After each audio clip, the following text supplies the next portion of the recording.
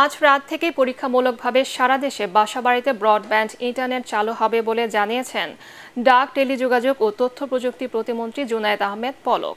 বিকেলে আগারগাঁওয়ের বিটিআরসি ভবনে ইন্টারনেট সেবা প্রদানকারী বিভিন্ন প্রতিষ্ঠানের সাথে বৈঠক শেষে সাংবাদিকদের তিনি এই কথা জানান। প্রতিমন্ত্রী আরও বলেন, আগামী শুক্র ও শনিবার মোবাইল অপারেটরগুলোর সাথে বৈঠক করে মোবাইল ডাটা চালুর ব্যাপারে সিদ্ধান্ত নেওয়া হবে। রবি বা সোমবার থেকে সারা দেশে মোবাইল ইন্টারনেট চালু হতে পারে বলেও জানান তিনি।